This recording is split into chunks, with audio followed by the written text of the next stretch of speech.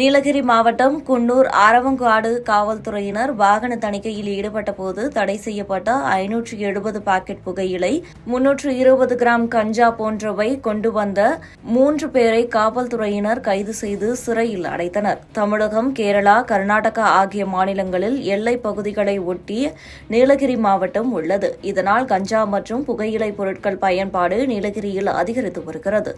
ஒரு மாநிலத்திலிருந்து மற்றொரு மாநிலத்திற்கு நீலகிரி வழியாக கஞ்சா உள்ளிட்ட பொருட்கள் கடத்தி செல்லப்படுகிறது.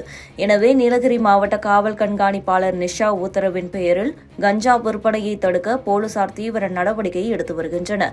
இந்த நிலையில் மேட்டுப்பாளையத்திலிருந்து இருசக்கர வாகனத்தில் புகையிலை மற்றும் கஞ்சா கடத்தி வருவதாக குன்னூர் அரவங்காடு சிறப்பு தனிப்பிரிவு காவல்துறையினருக்கு தகவல் கிடைத்ததன் பெயரில் அரவங்காடு காவல் நிலைய உதவி ஆய்வாளர் ஜெயரத் தலைமையில் வாகன தணிக்கையில் ஈடுபட்டிருந்தனர். அப்போது சந்தேகத்திற்கு இடமளிக்கும் வகையில் இருசக்கர வாகனத்தில் வந்த ஒருவரை பிடித்து விசாரணை மேற்கொண்டனர்.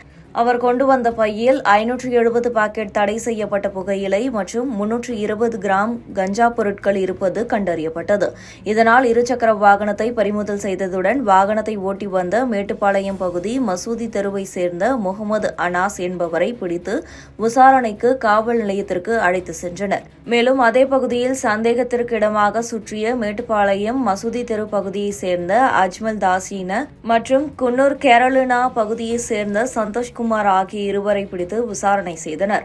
அப்போது அவர்களிடம் இருந்த 320 கிராம் கஞ்சாவை பறிமுதல் செய்து முகமது அனாஸ், அஜ்மல் தாசின், சந்தோஷ்குமார் ஆகிய மூவரையும் கைது செய்து அரவங்காடு காவல்துறையினர் நீதிமன்றத்தில் ஆஜர்படுத்தி சிறையில் அடைத்தனர்.